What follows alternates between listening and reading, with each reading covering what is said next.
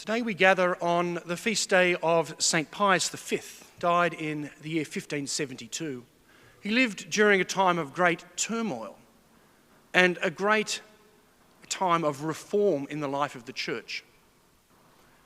The Pope previously before him, Pope Pius IV, was of the Medici family. You might know him or know that family from Italian or medieval history. He wanted to appoint his 13-year-old grandnephew as a cardinal. There was a lot of hypocrisy going on in the Church at this time, prior to Pope Pius V, who we celebrate today. During his lifetime of Pope St. Pius V, we have Martin Luther appearing. We have what becomes known as the Protestant Reformation. We then have the separation of England from the Church with Henry VIII taking control, and then eventually Elizabeth I then making herself the head of the Church entirely.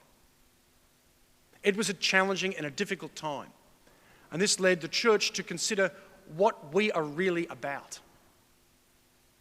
It led then to what became known as the Council of Trent, where under the guidance of Pope St. Pius V, who was a Dominican and a great scholar, but also a man of great piety, a great love for God and a love for the spiritual life, the Church decided to restructure what we were doing. And the Mass that we have today restructured what the Church was doing at that time. It made first and foremost what we are about is the worship of God. It's not about nepotism, it's not about wealth, it's not about trying to achieve great things for ourselves. It's about the worship of God. And everything we do is directed towards God. And the Mass that this then became the focus of right up until the Second Vatican Council and is still present in many places today, it's formed what we have today as the ordinary form. This is referred to as the extraordinary form. But this is the Mass that for almost 500 years, all of the saints and all of the Catholic Church as we know it in the Latin Rite was worshipping in this method.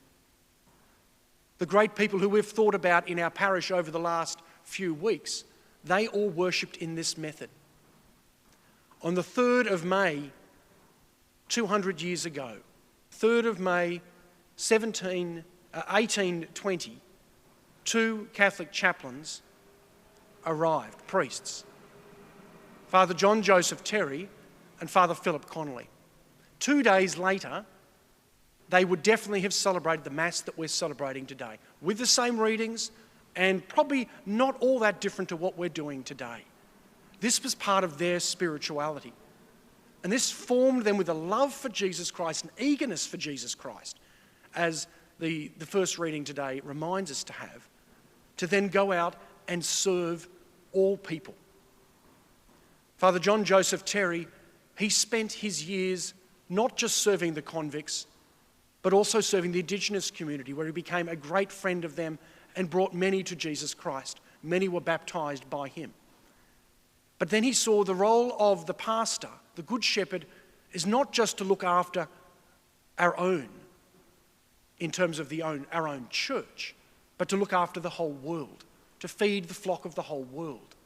And so he went to the governor at the time and convinced the governor to actually look after different groups of people, to look after the convicts better, to look after the free settlers, to look after the Indigenous, and to even provide a space, a place for Catholics to worship. And what we now refer to as St. Mary's Cathedral. That was the work of Father John Joseph Terry. He was inspired by this Mass. There are photos, there's written diaries about Mass occurring in Gallipoli, Mass occurring on the Western Front in this model, in this style. Days after Anzac Day, this Mass would have been celebrated. While the soldiers were tending to their wounds and burying the dead, this Mass was celebrated. We know this was the case. So as we come into this experience in a moment of the Eucharistic prayer, it's a different experience. It's an experience done almost in silence. You'll hear just a few little whispers. Know that you're entering spiritually into the great act of Jesus Christ, the the sacrifice of Jesus Christ at Calvary. And that we then participate in the resurrection as well. Pope St. Pius V brought about a reform in the life of the church. Martin Luther reformed, he wanted to reform, but he created a new church, referred to as the Lutherans. Those in England wanted to create reform too, and they split off and created their own church as well. Pope St. Pius V, who we honour today, he re-guided the church, redirected the church as to what we're about. It's not about benefiting our family. It's not about lining our own pockets. It's not about the hypocrisy that can easily creep in through sin. We are a church about the worship of God. As we come now to worship, let us open our hearts to the grace of Jesus Christ. Pope St. Pius V, pray for us.